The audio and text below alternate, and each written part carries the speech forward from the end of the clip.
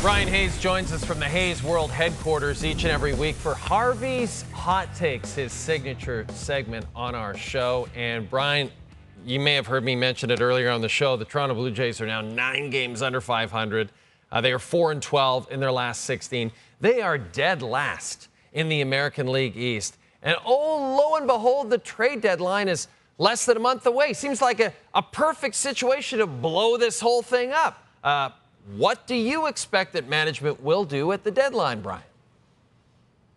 I'm not expecting that will happen, Jay. I am not expecting that they are going to blow it up at the trade deadline, even though I think the fan base is expecting that or hoping for that. I don't know if they're expecting it, but I think they're hoping for it. It's kind of an amazing pendulum swing here in terms of where the Toronto sports scene is in general, but certainly with the Blue Jays, considering how good this team was a couple of years ago and how this window felt like it was just opening. And now I think a lot of fans believe that it's already closed, and it was closing last year, even though they won 89 games and made the playoffs. We know what happened against the Twins in the wild card round. The offseason was all about Ohtani until that fell flat. Then it was a disaster beyond that. And this year, they're a mess. I mean, there's no sugarcoating this. You said it, Jay. They're dead last in the American League East.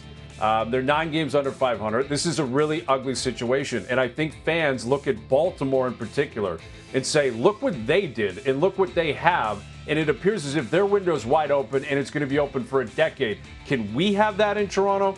But I don't think ownership's going to allow for it. I don't think management will either, because Mark Shapiro's going to be here. He just invested a lot of time, a lot of effort into all the renovations. Rogers just pumped billions of dollars into the renovations. And you want people in the seats if you just spent all that money. And you want to sell hope that you can retool and turn this around and this is a one-off. So they'll make some moves leading up to the trade deadline, undoubtedly. You have to. You're this bad and it's such an awful year. You can't possibly stand pat, and you can't buy naturally. I mean, if that happened, people will revolt in the city, riot in the city.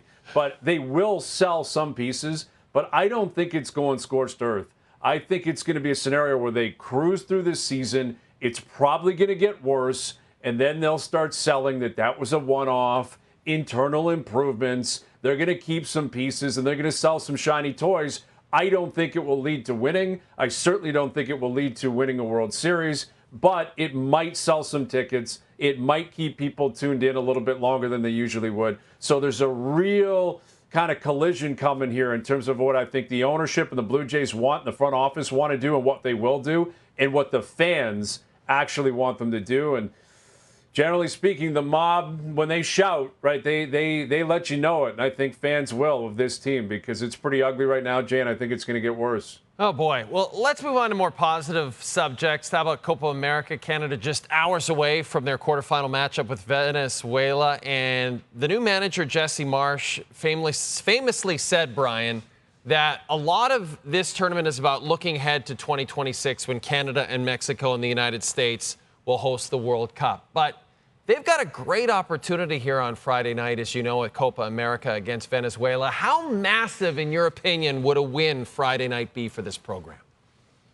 Oh, I think it would be huge, Jay. And I love what Jesse Marsch has brought to the table, the way he's approached this, the way obviously his tactics have been applied here in terms of them getting through the group stage. It wasn't pretty, but it was effective. It was enough to get here. And they're playing a team in a country in Venezuela that doesn't have great history on a stage like this either. So I think Canada should be comfortable in a situation like this. And I think with every win, what it does is it distracts from the previous distractions. And what were those for the longest time? Basically, my whole life, it was about the Canadian Soccer Association, right? It was about not having the right coaches, not having the right players. Are they going to have the money? Are the players going to get paid? Are they going to have any training facilities? Are they flying first class? Like, this has always been what this program's been about.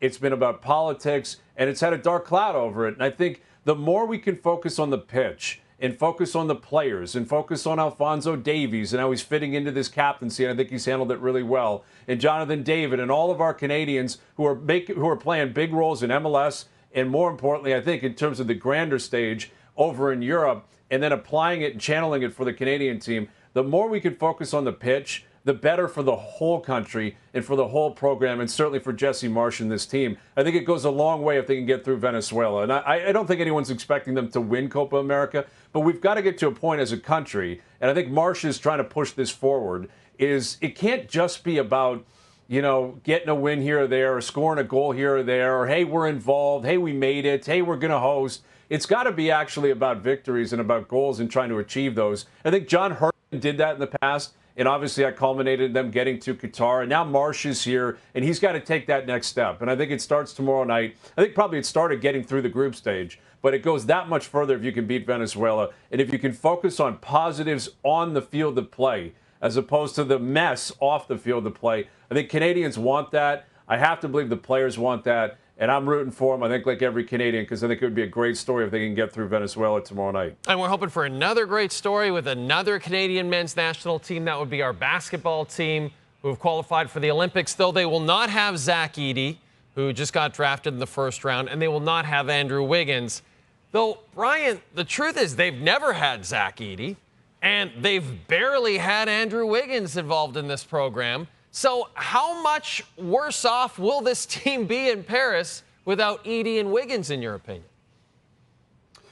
I don't think it's a substantial loss, but it's a loss. Andrew Wiggins is a really good player. Like when he's in the mood to play and he's active and he's activated, he's a guy that's probably starting for Jordi Fernandez, if not certainly a six-man coming off the bench. And he's got championship pedigree in the NBA, and he knows how to play with great players. And this team is obviously about Shai Gilgeous-Alexander and Jamal Murray in the backcourt, and then they're going to try to augment that with every other piece they can.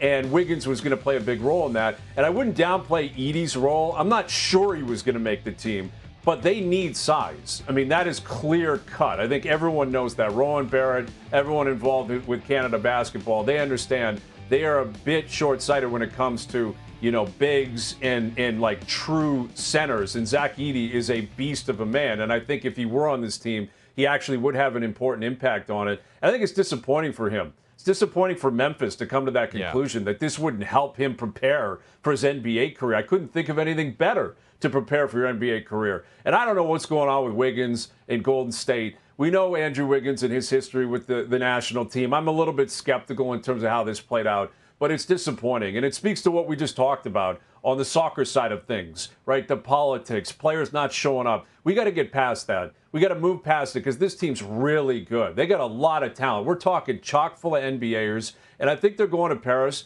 and I think they plan, and I think they know they can medal here.